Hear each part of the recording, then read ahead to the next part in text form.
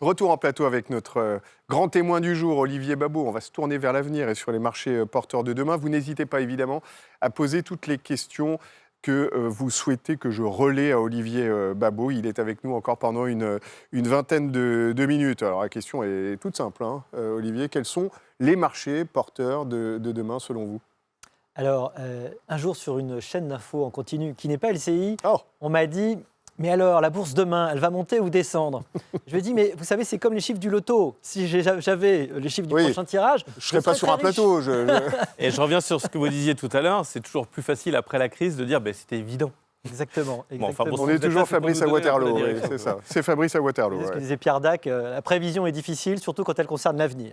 Bon, cela étant, il y a quand même des choses qu'on peut dire. Alors, qu'est-ce qu'on peut dire ? Aujourd'hui, les plus grands entrepreneurs du monde et les gens les plus riches du monde sont lancés dans une course contre les 3 dernières grandes frontières.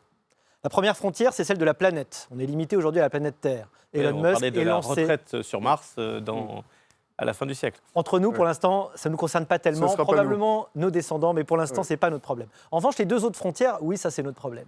C'est les frontières d'abord de la vie humaine dans sa limite de durée. Et donc, de traiter le vieillissement comme une maladie. De dire qu'on peut arriver à l'arrêter. Et puis, de façon générale... Ça, c'est le transhumanisme. Hein. C'est le transhumanisme et c'est ce que j'appellerais de façon générale la santé. La santé, comme l'éducation, n'a en réalité aujourd'hui pas encore fait complètement sa mue technologique. Vous savez, cette fameuse médecine des 4 P, là, dont tout le monde parle, hein, qu'elle va demain être prédictive, personnalisée, elle va être... c'était quoi déjà les 4 P préventive et participative. Voilà, les fameux 4 P. Et aujourd'hui, on y est très très peu. C'est-à-dire l'idée qu'on va passer d'une médecine curative à une médecine préventive. Une médecine où le médecin va être plutôt un coach de santé qui va vous accompagner en permanence pour éviter de tomber malade plutôt que d'arriver au moment où vous êtes déjà tombé malade. Tout ça, derrière, vous avez... chinoise, ça, ah oui, mais c'est la médecine chinoise. Ouais. Sauf que là, vous avez derrière l'idée que vous passez à une santé connectée, nécessairement. Une santé connectée qui vous apporte des bénéfices en termes de qualité de vie, qui sont extraordinaires, avec d'ailleurs des impacts sur la capacité à habiter partout dans le territoire. Vous avez derrière des marchés qui sont absolument énormes. Et là encore, la crise, elle a commencé à un petit peu débloquer ça, parce que ça y est, la sécurité sociale a dû accepter la téléconsultation. Il y a quand même des barrages qui ont fini par sauter. Et là, on n'est qu'au début de ce changement. Donc ça, c'est la santé. Et puis, le troisième, évidemment, c'est la limite qui est celle du monde physique. Oui. Et là, c'est évidemment Meta qui a dit, voilà, le Internet en 2 dimensions, c'était autrefois. Demain, le futur, c'est le 3 dimensions, c'est-à-dire créer un univers complètement nouveau. Alors, on peut penser que c'est comme Second Life, un truc qui n'est pas encore mûr technologiquement. C'est plutôt ce que je pense dans l'immédiat, c'est-à-dire dans le court terme, c'est pas mûr technologiquement, vous avez un masque, vous avez un peu mal au ventre, c'est pas la réalité extraordinaire. Mais demain, de plus en plus vraiment, il y a quand même un monde à part entière, un univers alternatif qui va se lancer. Et là-dessus, évidemment, on pense naturellement aux NFT, il y a énormément d'activités économiques, ce sera un monde de business, un monde en fait où tout ce qui se passe d'ores et déjà aujourd'hui dans le vrai monde, et évidemment sur Internet en 2 dimensions, se passera avec la richesse de la 3D. Et un monde qui va venir se superposer en quelque sorte à la réalité, parce que dans le fond, ces lunettes que nous porterons peut-être tous un jour en nous déplaçant dans la rue, qui nous indiqueront tel endroit où aller, etc. On va vers ça, on va vers quelque chose d'hybride, ou on va vers du pur virtuel. Plus du tout dans la rue d'ailleurs. Et il y aura peut-être plus de rue, en effet. Ouais. Oui, complètement. Il est très probable, parce qu'on parle de réalité virtuelle, il faut surtout parler de réalité augmentée, c'est-à-dire qu'on va pouvoir augmenter la réalité, vous allez avoir des informations. Aujourd'hui, c'est fait de façon un petit peu artisanale, parce que vous avez un plan, vous avez un GPS qui vous aide à travers cette espèce de moignon mobile qu'on a tous et qui est le téléphone. Nos téléphones. La vraie question, pour l'instant, on n'y est pas encore arrivé. Il y a eu l'essai des lunettes pendant un moment, mais ça n'avait pas bien marché parce que la technologie n'était pas mûre, encore une fois. Sortir du portable pour arriver à apporter tous ces services, mais ailleurs. Ça, demain, c'est terminé. C'est presque déjà un outil qui est obsolète. Ouais, aujourd'hui, il est devenu tellement centralisateur de tout, de votre banque à vers la décentralisation. Et la question demain, c'est comment il va probablement devenir interne à votre œil ou à votre corps. Oui. Alors, il y a encore des marchés physiques, ce qui va me permettre de lancer notre sondage en ligne. Quel est, selon vous, le marché porteur de demain ? Alors là, on parle de lieux géographiques, les États-Unis, l'Asie ou l'Europe. Vous répondez, je relayerai évidemment le résultat de ce sondage quasiment en direct. Autre question, alors que c'est l'Asie qui se détache dès le début, hein, très nettement, on est au-dessus des 50%. Autre question, Philippe.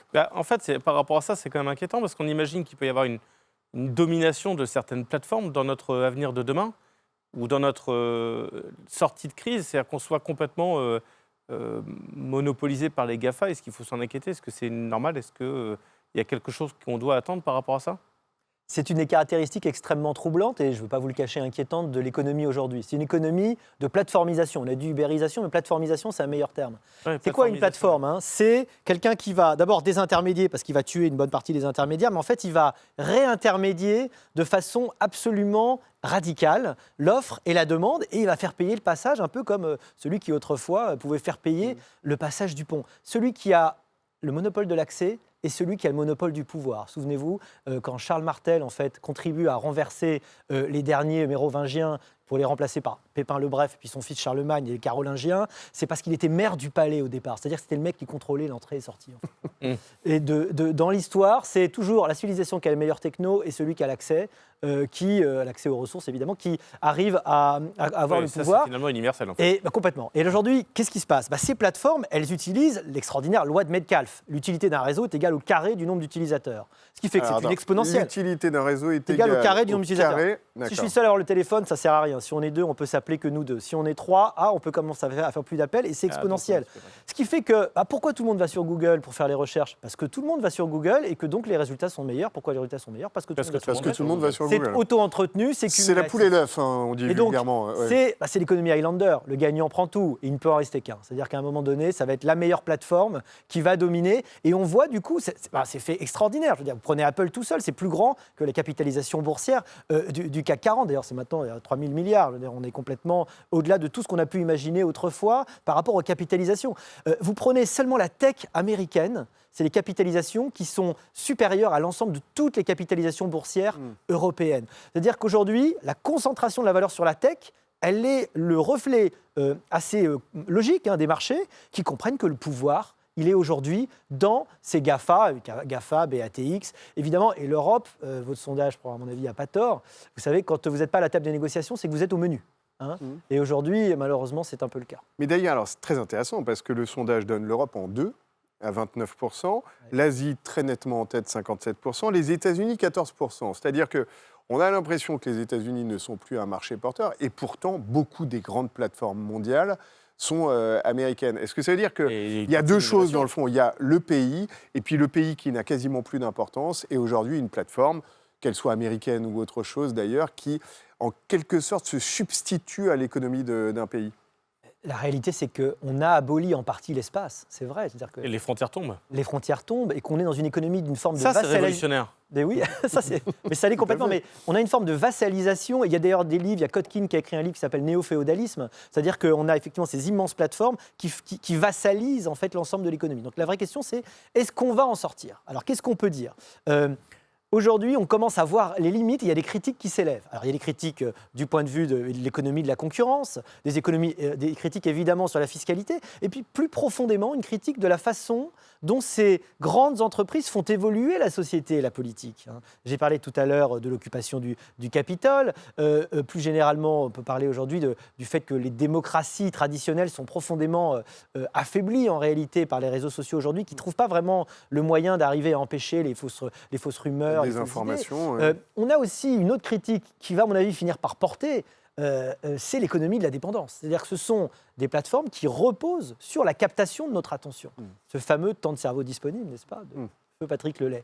Et cette captation de notre attention, à un moment donné, elle va avoir une limite. C'est-à-dire qu'aujourd'hui, on passe 3h45 en moyenne par Français de plus de 5 ans devant le téléviseur. Il faut rajouter 4 heures d'écran d'hiver, évidemment, votre tablette, ordinateur ou téléphone portable. C'est la majeure partie de notre temps éveillé qu'on passe devant des écrans. On regarde les écrans, nos téléphones, 150 fois par jour aujourd'hui. Un adulte, en moyenne, il va scroller 200 mètres de réseaux sociaux par jour. 200 mètres. Et 200 mètres en moyenne, c'est un peu plus en Italie, 210 mètres, d'après les dernières infos.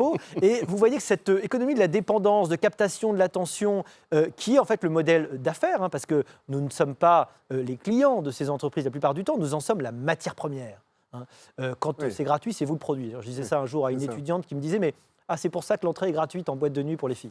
Elle avait très bien Quelle compris horreur. comment ça fonctionnait. Et en fait, tout ça, on est en train d'en prendre conscience. Et peut-être de le remettre en cause. Donc ce que je veux dire, c'est que cette domination qui est aujourd'hui incontestable et qui fait qu'on ne peut pas débrancher Google aujourd'hui concrètement en France, c'est impossible, ni Microsoft, c'est impossible, peut-être qu'elle va générer, et c'est peut-être d'ailleurs ça le but de la concurrence, et ce qui est formidable, c'est qu'elle va générer ses réponses, elle va générer des propositions alternatives, et donc cette domination, elle n'est peut-être pas si extraordinaire. Hein. Souvenons-nous, qui pour arrêter Nokia il y a quelques dizaines d'années, évidemment ça paraît extrêmement loin. Ouais, Et donc BlackBerry. on est dans un monde qui évolue tellement rapidement que finalement les dominations aussi, elles arrivent très rapidement, mais elles peuvent partir aussi très vite. Alors, avant, quelques conseils pour les conseillers en gestion de patrimoine. Dans un instant, je relais une ou deux questions.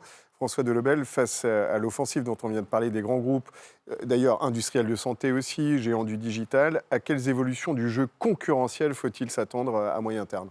La question suppose dans la santé seulement ou pas? Non, j'ai l'impression que c'est un jeu concurrentiel plus large. Ouais. Il y a un livre super Santé, GAFA. Bien sûr, un livre super de Thomas Philippon qui s'appelle The Great Reversal, qui est un économiste français installé aux États-Unis. Et il explique que les États-Unis ont abandonné en réalité une partie la libre concurrence depuis un moment. Et chiffre à l'appui, c'est une analyse extrêmement approfondie qui montre qu'on a laissé l'économie beaucoup se concentrer. Et donc, en fait, ça a d'ailleurs des conséquences négatives traditionnelles, baisse de la qualité, augmentation des prix. Je ne suis pas sûr que la concurrence en réalité aille dans le bon sens aujourd'hui. C'est-à-dire qu'on arrive vraiment collectivement dans le monde à être dans le sens de plus de concurrence. D'ailleurs, on voit les rounds de l'OMS sont moins à l'ordre du jour qu'aujourd'hui. On est plutôt dans une phase d'élévation des murs, de refermeture, de barrières douanières, y compris des barrières plutôt réglementaires, des barrières qui sont aujourd'hui liées à l'environnement et qui sont plutôt justifiées pour l'Europe. Je veux dire, on va arrêter d'importer des produits qui font ce que nous, on interdit à nos propres entreprises. Et à un moment donné, il faut qu'on soit dans un échange qui soit un peu juste. Bon. Et tout ça fait que probablement on va plutôt vers un jeu concurrentiel qui est moins libre qu'avant, avec en plus des phénomènes de domination pour lesquels on n'a pas de solution encore. Je veux dire, on ne peut pas débrancher les GAFA, c'est très compliqué de les casser. Et de toute façon, si vous cassez une plateforme, le phénomène de la plateforme, il n'est pas lié à la plateforme elle-même, ce n'est pas Facebook ou M. Zuckerberg, il est lié au modèle économique et à la loi de Metcalfe. Et donc, tant que vous n'avez pas inventé de nouveaux modèles économiques et que vous n'êtes pas sorti de cette économie des plateformes, vous aurez cette domination, donc un mouvement concurrentiel plutôt limité. Question de Frédéric Atlan qui va peut-être vous toucher parce qu'elle a une dimension personnelle. Question qui aurait fait plaisir à son papa, que j'ai eu la chance, dit-il, d'avoir comme professeur. Donc Frédéric Atlan a eu votre papa comme professeur. Quelles conséquences à long terme des tendances qu'il décrit sur l'épargne, que vous décrivez sur l'épargne ? Alors, ça lui aurait fait plaisir. Effectivement, il fait cette allusion-là parce que mon père était un grand spécialiste de l'épargne. Et c'est un des premiers à avoir écrit sur les retraites dans les années 80 en disant Houston, on a un un c'est un des premiers à l'avoir dit. Et, la retraite par répartition à l'époque. Évidemment, la retraite française. Quand on faisait bien ces petits calculs, on comprenait qu'il allait finir par pour avoir un problème. La conséquence sur l'épargne, c'est que à très court terme, l'épargne, évidemment, elle est heurtée par. C'est-à-dire, encore une fois, aujourd'hui, ça paraît évident, mais à l'époque, il fallait le dire. Non, mais c'est ça. C'est toujours évident, mais avoir raison avant tout le monde, c'est compliqué. D'autant plus que, comme Keynes l'a très bien montré, d'ailleurs, c'est vrai sur les marchés, d'ailleurs aussi, malheureusement, il vaut mieux avoir tort avec tout le monde que raison tout seul, en tout cas dans un premier temps. C'est sûr. Alors, la conséquence sur l'épargne, elle est que dans un premier temps, aujourd'hui, la rentabilité réelle, elle est extrêmement faible, avec un monde d'inflation, avec donc un effet ciseau qui est terrible. Je pense que ça ne va pas durer. C'est-à-dire que vous avez quand même une rentabilité réelle qui va, du coup, évoluer avec des taux qui doivent évoluer. La vraie question, c'est pas si, c'est quand. Les banques centrales ont du mal, malgré les circonlocutions et le fait qu'ils surveillent complètement ce qu'ils disent, à cacher le fait qu'un jour ou l'autre, aux États-Unis, c'est déjà officiel, et en Europe, ça va être le cas, on va vers une augmentation à nouveau des taux. La vraie question, c'est est-ce que cette augmentation des taux, c'est la préoccupation des banques centrales, va être suffisamment bien négociée pour, évidemment, pas avoir d'effet récessif. D'accord. Question de Laurent Fortin. Les ruptures d'usage engendrées par la crise sanitaire sont-elles pérennes ? C'est une bonne question parce qu'on se demande si on est dans quelque chose de circonstanciel ou de durable. Comment sont-elles converties en marché par les acteurs ? Quel segment présente le plus fort potentiel de croissance pour vous ? Alors, les ruptures d'usage, il y en a pas mal. Il y en a une, par exemple, c'est une augmentation de la dépendance aux écrans. Malheureusement. C'est-à-dire qu'en fait, ce sont les grandes entreprises, c'est Amazon qui a tiré parti de tous ces trucs-là. Donc cette économie des plateformes, cette économie aussi du on-demand, de la livraison, l'explosion de la consommation de contenu en ligne, tout ça, ça continue à exploser, c'est de plus en plus présent. Autre rupture d'usage sans doute, c'est le télétravail. Moi, je crois que c'est profondément. On va absolument pas vers un 100% télétravail, mais pour tous ceux qui le peuvent, mais rappelons-le, c'est seulement 40% des emplois qui sont télétravaillables. C'est plutôt les emplois les plus qualifiés, donc c'est formidable. De plus en plus, le 22e siècle, c'est un monde semé de pétales de rose pour les gens hyper intelligents, hyper formés, et de plus en plus difficile pour ceux qui ne le sont pas. Voilà. Ni intelligents, ni formés. Si tant est que ça arrive nécessairement ensemble. Oui, il y a des gens intelligents qui ne sont pas formés. Ça va être de plus en plus compliqué pour eux. Cette différence sur le télétravail, pour terminer là-dessus, mais c'est très clair, on va vers un changement de la façon dont on travaille, et c'est donc un changement des entreprises aujourd'hui. C'est-à-dire que des entreprises en réseau qui ont été un fantasme pendant très longtemps, je pense qu'elles le sont en réalité de plus en plus. C'est-à-dire la capacité à travailler avec des indépendants, le fait que vous soyez avec quelqu'un qui n'est pas forcément là. Attention, pour des gens y compris pour des gens au travail extrêmement qualifiés, ça veut dire que votre pool d'emploi, c'est plus seulement région parisienne. Ni seulement Île-de-France, c'est que théoriquement, un ingénieur à Bangalore, il peut de plus en plus être, s'il est bien formé, en réalité aussi une forme de concurrent ou de collaborateur. Alors, prenons les 5 dernières minutes pour donner quelques conseils aux conseillers en gestion de patrimoine. Leur métier évolue, bien sûr, parce que le contexte évolue. Quelle place pour ce métier demain, Olivier ? Vous savez, le livre de Bridgelofson et McAfee qui s'appelait « The Second Machine Age ». C'est-à-dire le second, c'est-à-dire que le premier âge des machines, c'était celui où la machine nous prolongeait, nous permettait de communiquer, nous permettait de faire de la moisson plus rapidement ou de voler. Bon, c'était le premier âge des machines. Le second, c'est celui où la machine nous remplacerait. C'est-à-dire qu'elle fait des choses à notre place. Et si on dit le second, c'est que donc il n'y a pas de troisième. Il n'y en a pas de troisième. Bah ouais, parce qu'après, ça mène à la singularité, après c'est terminé. On est hors de la photo. Bon, en réalité, ce qu'on observe aujourd'hui, c'est une hybridation. Une hybridation qui va encore dans le sens des gens les mieux formés. C'est-à-dire que, un conseiller fiscaliste me disait récemment, une amie fiscaliste me disait, c'est formidable, j'ai plus besoin de juniors, j'ai une intelligence artificielle pour faire des recherches de jurisprudence, et puis moi, avec ma touche de seniorité et de connaissances. Ce dont on parlait hier avec John Rochard. On en parlait hier, ouais. Exactement. On n'a plus besoin de comptables, c'est automatisé, mais on a besoin d'experts comptables. Voilà. Ce qui pose une vraie question, parce que dans le cursus Honorum, pour être senior, il faut commencer par être junior. Comment vous formez les juniors pour devenir senior ? Oui, il faut être excellent tout de suite. Ouais. Voilà, toutes les tâches laborieuses sont en quelque sorte remisées aux oubliettes. Exactement. Alors la grande chance de l'humain, c'est que l'IA est encore extrêmement stupide, extrêmement performante, mais extrêmement stupide. Alors, n'oublions pas qu'ils font des choses extrêmement réplicables. Par exemple, computer, c'était une fonction chez le comptable. Le computer, celui qui faisait la computation des chiffres, celui qui faisait les additions. Ça, évidemment, ça a été remplacé, de la même façon que les gens qui faisaient de la saisie. Mais on a une chance extraordinaire. Il y a eu finalement une grande désillusion sur le rapport entre diffusion du savoir et quantité de savoir disponible. Alors c'est vrai que dans l'Antiquité, au Moyen-Âge, très peu de gens savaient lire et écrire, ou même évidemment le latin au Moyen-Âge, et donc le savoir, il était vraiment un savoir élitiste. Gutenberg a fait exploser ça, et comme je l'ai dit, la modernité, la réforme protestante, tout ça, c'est né de Gutenberg et du fait qu'on ne pouvait plus contrôler l'information. Et puis est arrivé quelque chose incroyable, c'est ce tsunami, ce datanami, ce tsunami de données qui fait qu'aujourd'hui, toutes les informations sont à coût marginal nul. Au début de l'année 2021, il y avait sur le trottoir parisien les encyclopédies universalis intégrales déposées par quelqu'un. Ouais. C'était ce truc, vous vous souvenez, qui était vendu au porte-à-porte, c'était hyper cher. Pourquoi ? On l'avait tous chez soi dans sa bibliothèque d'ailleurs. Oui, le savoir, on en a toujours de temps en temps. Mais et on sortait pour faire ses exposés à l'école. C'était exactement, c'était hyper utile, il y avait le quid aussi, mais c'était cher parce que l'accès au savoir était cher et parce que ça faisait une vraie différence. Aujourd'hui, l'accès au savoir, il est one click away. Est-ce que la diffusion a augmenté ? Eh bien non, paradoxalement non. Pourquoi ? Parce qu'en fait, on est aujourd'hui dans une espèce de brouillard cognitif qui fait que l'embouteillage cognitif et la production de données extraordinaires fait qu'on a besoin, en fait, paradoxalement, plus que jamais, d'êtres humains pour nous rassurer. On a besoin d'être éclairés dans un monde où on a besoin... D'ailleurs, regardez, il y a encore des journaux. Pourquoi il y a des journaux ? Pourquoi il y a des éditeurs de livres ? D'ailleurs, les gens lisent encore beaucoup de livres papier, contrairement à ce qu'on pensait, et assez peu de livres en ligne. Eh bien, parce qu'on a besoin de gens pour sélectionner. Si on achète le truc de Gallimard, c'est on sait que eux, ils ont un savoir-faire pour nous dire c'est la bonne personne. Est-ce que je peux faire une comparaison ? Libre circulation des hommes, libre circulation des marchandises, qui ont été un essor considérable en termes de développement économique. Aujourd'hui, circulation de l'information. Mais je reviens sur la circulation des hommes et des marchandises.